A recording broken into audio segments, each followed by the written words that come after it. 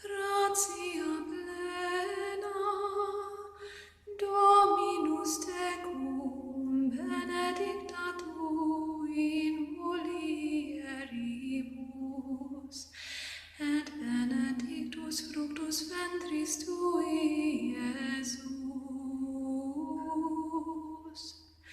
Sancta Maria, Mater Dei, ora pro nobis peccatoribus, nunc et in hora mortis nostrae. Amen.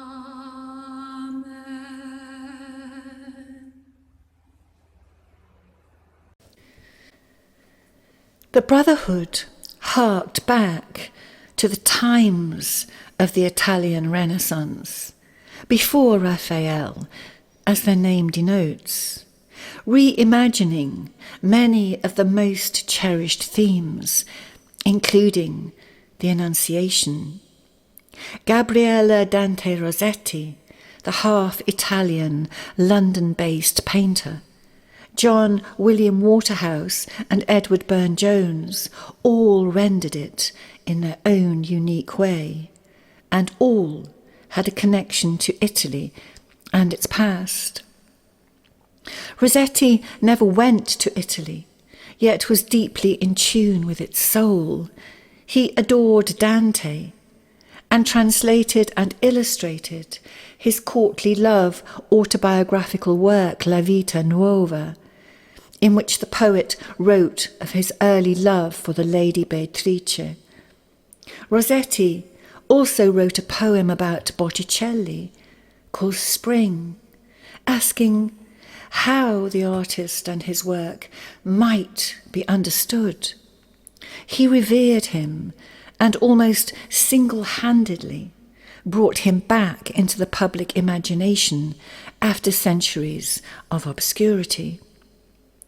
In his Annunciation, painted in 1850, he depicts the Virgin rising from a low bed as if disturbed from sleep, while the angel Gabriel presents her with the white lily.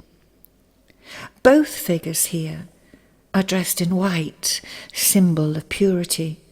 The angel's role as the divine messenger is emphasized by the small white dove hovering beside him.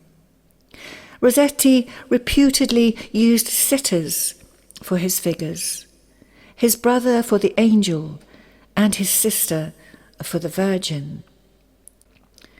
William Waterhouse was born in Rome and, like Rossetti, had a deep connection to Italian culture.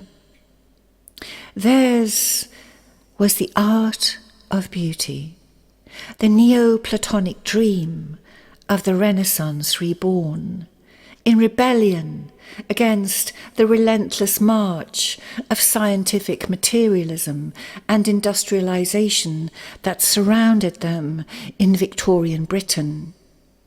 They were the unabashed romantics and sought to put beauty firmly back into the equation.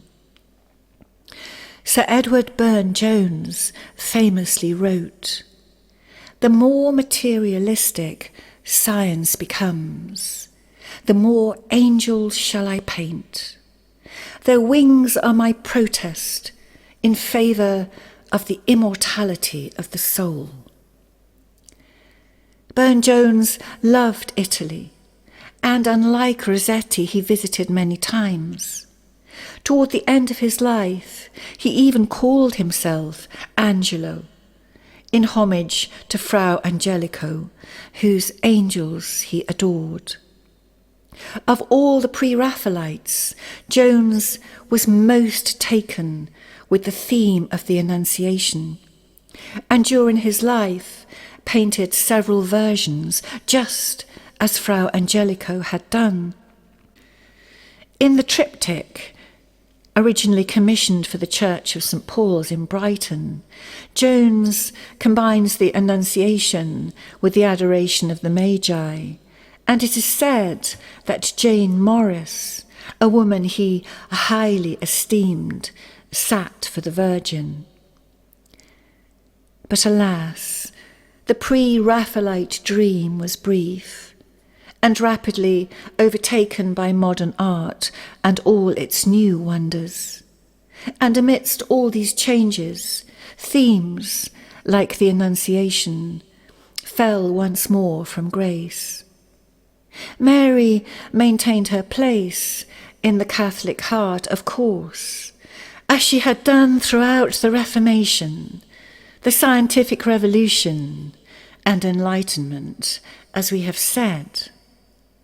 But there is no doubt that her presence as an archetype of the feminine soul diminished in the collective psyche of the wider world.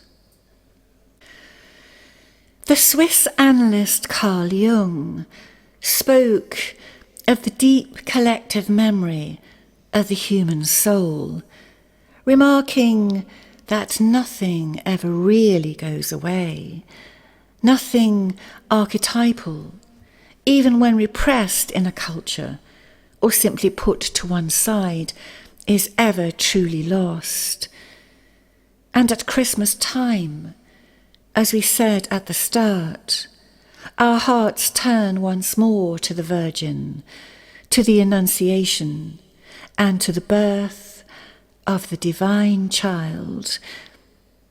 And we ponder again the sweet hope of light, born into the darkness of our longest night, and to the moment of hope and the sweet promise of peace. I'd like to end with a poem by Denise Levertof called Annunciation, based on a 6th century Greek hymn. We know the scene, the room, variously furnished, almost always a lectern, a book, always the tall lily.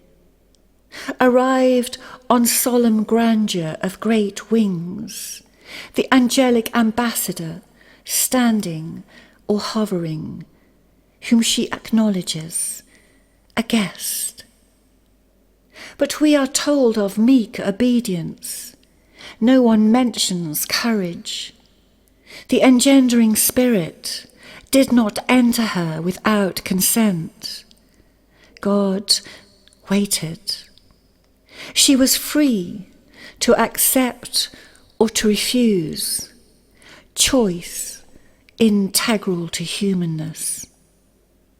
Aren't there annunciations of one sort or another in most lives? Some unwillingly undertake great destinies, enact them in sullen pride, uncomprehending. More often, those moments when roads of light and storm open from the darkness in a man or woman are turned away from in dread, in a wave of weakness, in despair, and with relief. Ordinary lives continue. God does not smite them, but the gates close, the pathway vanishes. She had been a child who played, ate, slept like any other child, but unlike others, wept only for pity, laughed in joy, not triumph. Compassion and intelligence fused in her, indivisible.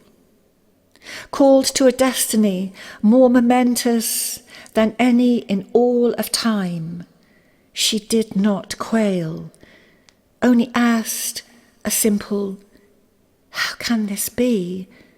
and gravely, courteously, took to heart the angel's reply, the astounding ministry she was offered, to bear in her womb, infinite weight and lightness, to carry in hidden finite inwardness 9 months of eternity, to contain in slender vase of being the sum of power, in narrow flesh the sum of light, then bring to birth, push out into the air, a man-child, needing, like any other, milk and love, but who was God.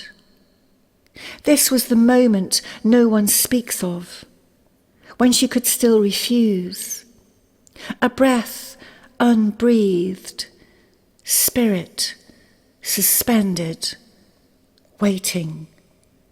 She did not cry, I cannot, I am not worthy, nor I have not the strength. She did not submit with gritted teeth, raging, coerced. Bravest of all humans, consent illumined her. The room filled with its light. The lily glowed in it, and the iridescent wings. Consent, courage unparalleled, opened her utterly. Ave Maria.